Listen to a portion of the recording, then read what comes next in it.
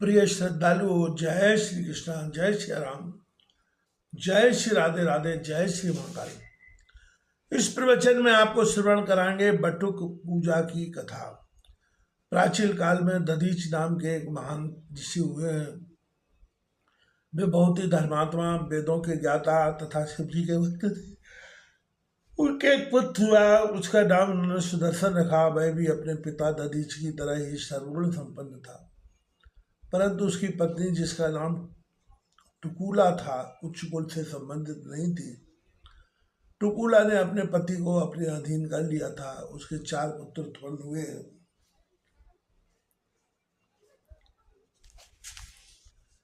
एक दिन महर्षि दधीच को अपनी जाति वालों से मिलने के लिए किसी गांव में जाना था। उन्होंने अपने पुत्र सुदर्शन से कहा, मुझे एक आवश्यक कार्य से गांव जाना है, इसलिए तुम शिव जी का पूजन करो। इस प्रकार सुदर्शन को आदेश देकर महर्षि दधीच चले गए, परंतु उस गांव में महर्षि दधीच को कुछ दिन के लिए रुकना पड़ गया। उधर सुदर्शन भगवान शिव का पूजन करता रहा। कुछ दिन बाद शिवरात्रि का पर्व आया। इस पर्व पर सब नर नारी उपवास रखते हैं और शिव जी का पूजन करते हैं। सुदर्शन ने भी शिवरात्रि को भगवान शंकर की पूजा अर्चना की। रात्रि में उसे घर के अंदर जाना पड़ गया तो उसकी पत्नी ने उसे कामासक्त कर लिया।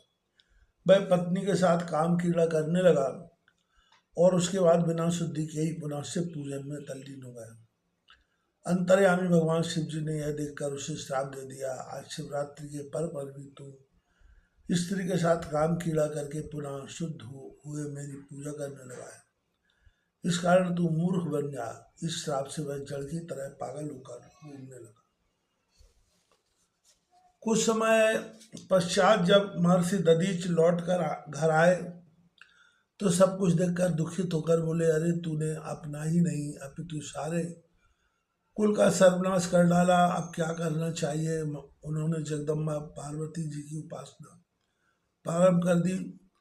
दधीच की उपासना से जगदम्बा प्रकट हुई। दधीच की प्रार्थना करने पर पार्वती जी ने उनके पुत्र सुदर्शन को शिव जी के चरणों में डालकर उनसे प्रार्थना की कि हे स्वामी, यह सुदर्शन तो मेरा पुत्र है। इतना कहकर उसे यज्ञोपवीत धारण कराकर 16 अक्षरों वाले शिव पार्वती मंत्र की दीक्षा दी।